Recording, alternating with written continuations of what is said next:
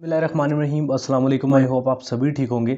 तो जैसे कि मैं ऑलरेडी आपको प्रीवियस वीडियोस में बता चुका हूं कि मेरा टारगेट ये है कि मैं आपको ऐसे कंट्रीज़ की इन्फॉर्मेशन दूं जिनका बहुत कम लोगों को पता है, या फिर जिन लोगों को पता है वो उनमें अपने लिए वर्क वीज़ा अप्लाई नहीं कर रहे।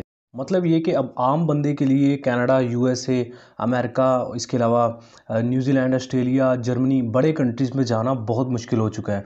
तो मेरी कोशिश ये है कि जो यूरोपियन ऐसे कंट्रीज़ हैं जिनका लोगों को पता नहीं है, या जो जहाँ पे जॉब्स भी अवेलेबल है, तो मेरी कोशिश है मैं आपको उन कंट्रीज़ की इन्फॉर्मेशन दूँ जो तरक्की याफ्ता भी हैं, जिनमें जॉब्स भी अवेलेबल हैं, ताकि आप बगैर किसी एजेंट के खुद अपने लिए वर्क वीज़ा अप्लाई कर पाएँ और वहाँ पे अच्छी खासी अर्निंग करके अपना फ्यूचर बना पाएँ। हाँ, अगर आपका टारगेट है यूएसए, कनाडा, यूके, बड़े कंट्रीज़ का ही, तो आप इन छोटे कंट्रीज़ से स्टार्ट कर सकते हैं। जब आपका स्टेटस अच्छा हो जाए, आप अच्छा खासा कमाना शुरू कर दें, तो फिर आप इन बड़े कंट्रीज़ के लिए भी ट्राई कर सकते हैं। इसी तरह आज जिस कंट्री के बारे में हम बात करने वाले हैं उसका नाम है हंगरी।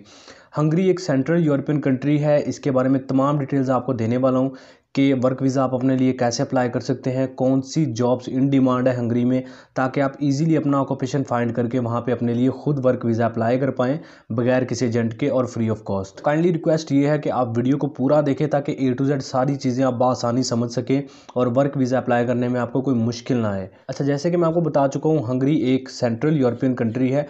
और अब करेंसी की मैं बात करूँ तो ये जो हंगरी की करेंसी है वो पाकिस्तानी हाफ़ रुपीज़ के बराबर है, मतलब 0.50 रुपीज़ के बराबर। पाकिस्तान से आधी कम करेंसी है। अच्छा, अब आपने घबराना नहीं है करेंसी सुन के, क्योंकि अगर आप जापान को जैसे कंपेयर करें पाकिस्तान की करेंसी के साथ, जापान का जो 1 रुपया है वो पाकिस्तानी 2 से 3 रुपये के बराबर बनता है।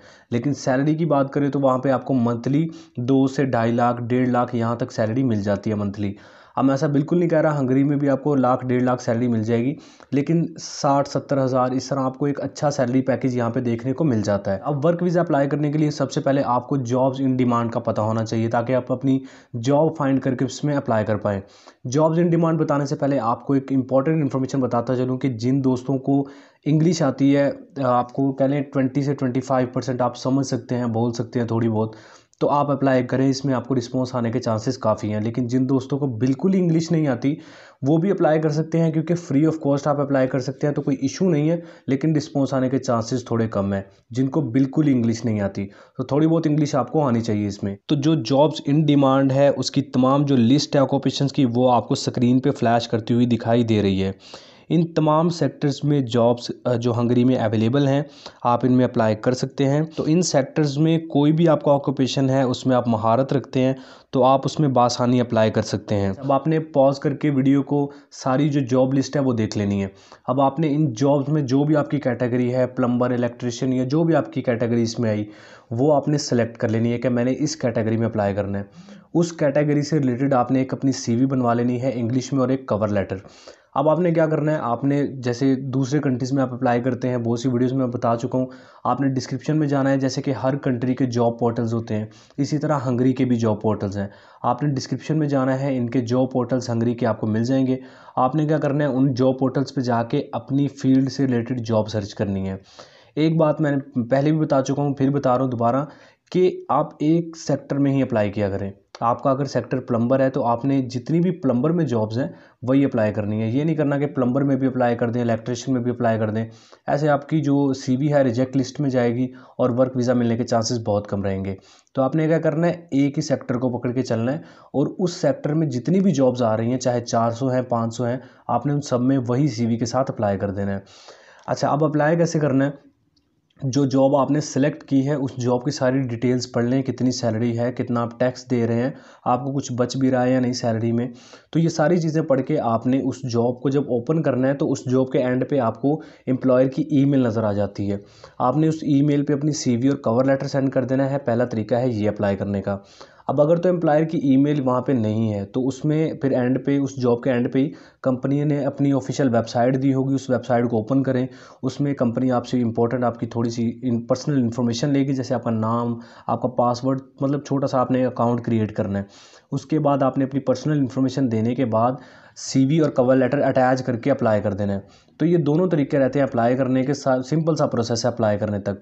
अच्छा, यहाँ तक तो रहता है आपने जॉब मतलब सेलेक्ट की, सर्च की, सिलेक्ट की, और सारी जॉब की दे के आपने अप्लाई कर दिया।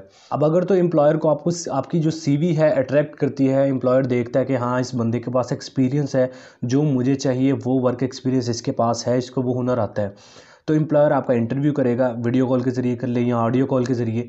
उसके बाद क्या करेगा, आपकी सिलेक्शन करने के बाद एम्प्लॉयर आपके लिए रेजिडेंस परमिट अप्लाई करेगा। उस रेजिडेंस परमिट को वो आपको सेंड करेगा, आपसे पहले वो डॉक्यूमेंट्स आपके मांगेगा, आपका पासपोर्ट, फ़ोटोज़, जो भी डॉक्यूमेंट्स वो आपसे मांगता है। आपसे मांगने के बाद वो जो मिनिस्ट्री ऑफ लेबर है वहाँ से वो आपका रेजिडेंस परमिट अप्रूव करवाएगा। परमिट अप्रूव करवाने के बाद वो आपको सेंड करेगा। उस रेजिडेंट परमिट के साथ आपने जो अपने वीज़ा डॉक्यूमेंट्स हैं, जो आपका पासपोर्ट है, आपका FRC है, जो भी वीज़ा डॉक्यूमेंट्स है, डिस्क्रिप्शन में लिंक दे दूंगा, जो वीज़ा डॉक्यूमेंट्स हैं हंगरी के वो आपको दिख जाएंगे। उन डॉक्यूमेंट्स के साथ आपने रेजिडेंस परमिट अटैच करके हंगरी की एम्बेसी में, या फिर जहाँ भी है वो दुबई में है तो वहाँ जाना पड़ेगा, आपके शहर में मुल्क में मौजूद है तो आपने वहाँ पे जाना है, और जो फ़ीस है वर्क वीज़ा की वो पे करके वर्क वीज़ा के लिए अप्लाई कर देना है। अच्छा, ये सिंपल सा प्रोसेस था। अब जो इम्पोर्टेंट इन्फॉर्मेशन है वो भी सुन लें। सबसे पहली चीज़ यार, मुझे काफ़ी दोस्तों के मैसेजेस आते हैं कि मुझे व्हाट्सएप पे मेरी डील हो चुकी है, वो मुझसे पैसे मांग रहे हैं, एम्प्लॉयर मुझसे इतने पैसे मांग रहा है कि आपका जो फ़ीस है वो आपकी पे करके आपका प्रोसेस शुरू करना है। याद रखिए कि जॉब पोर्टल्स के थ्रू जितनी भी आप ऑनलाइन जॉब्स में अप्लाई करते हैं, आपको रिस्पॉन्स आता है, उस पर जितना भी खर्चा होता है A to Z सारा वो एम्प्लॉयर करता है। आपने 1 रुपया भी किसी को पे नहीं करना होता। हाँ, आपको वर्क वीज़ा की फ़ीस पे करनी पड़ सकती है, वो भी आपने डायरेक्ट एम्बेसी में पे करनी है। ये नहीं कि आपने ऑनलाइन एम्बेसी को सेंड करनी है, या आपने किसी एजेंट के थ्रू या किसी बंदे के थ्रू अप्लाई जो फ़ीस पे करनी है। आपने सीधा एम्बेसी में जाना है, वहाँ पे जाके अपने डॉक्यूमेंट सबमिट करने हैं। एम्बेसी ही आपसे फ़ीस चार्ज करेगी, वो वहीं पे करके अपने वीज़ा की फ़ीस देनी है, वो भी एम्बेसी में। और किसी थर्ड पार्टी को आपने फ़ीस कोई भी पे नहीं करनी, 1 रुपया भी आपने नहीं देना होता। तो यार, बहुत से दोस्तों का ये सवाल था कि फ़ेसबुक से मुझे मिल गया, मेरी डील हो गई, या मुझे व्हाट्सएप पे मिल गए थे, उसके साथ डील हो गई, वो मुझसे $500 मांग रहा है कि आपका जो वर्क परमिट का प्रोसेस है वो शुरू करते हैं। पहले वो जॉब ऑफ़र लेटर आपको फेक भेजते हैं।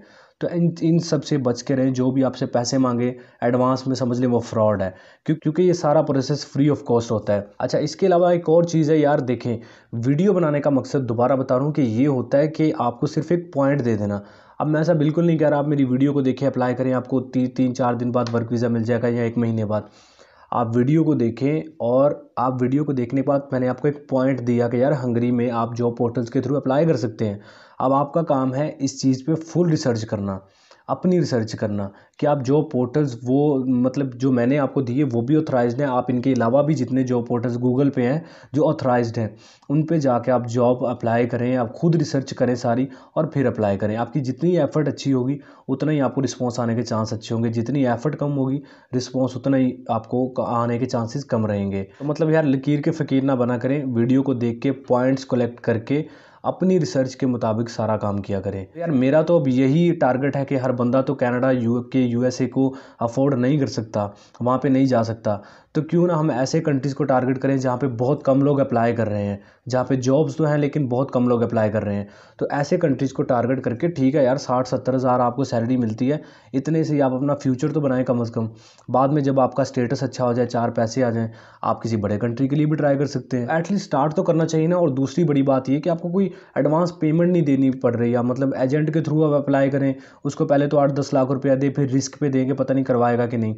ये प्रोसेस इंटरनेशनल लेवल पे भी आता है, और ये लीगल बिल्कुल वे है वर्क वीज़ा लेने का, और फ्री ऑफ कॉस्ट आप अप्लाई करते हैं, आपका कोई पैसा भी नहीं लगता। तो यार, मुझे लगता है ट्राई करने में कोई हर्ज नहीं, और मैं आपके लिए ऐसे कंट्रीज़ लाता रहूँगा उनके जॉब पोर्टल्स के थ्रू जहाँ पे आप वर्क वीज़ा अप्लाई करें, जिनका बहुत कम लोगों को पता है, ताकि आपको रिस्पॉन्स आने के चांसेस बढ़ सकें। वैसे एक हंगरी कंट्री भी था, तो इंशाल्लाह ऐसे कंट्रीज़ में मैं वीडियोस लाता रहूँगा। वीडियो थोड़ी सी भी हेल्पफुल रही हुई तो लाइक कीजिएगा, चैनल सब्सक्राइब नहीं किया है तो सब्सक्राइब करिएगा, क्योंकि आपको इस चैनल पे यूरोप एशिया के कंट्री से रिलेटेड इन्फॉर्मेशन और जॉब्स मिलती रहेंगी। बेल आइकन को प्रेस करना ना भूलिएगा, ताकि नई आने वाली इन्फॉर्मेशन और जॉब आप मिस ना कर पाएँ। मिलते हैं नेक्स्ट वीडियो में, तब तक के लिए अपना और अपनी फैमिली का बहुत सारा ख्याल रखिए। टेक केयर, अल्लाह हाफिज़।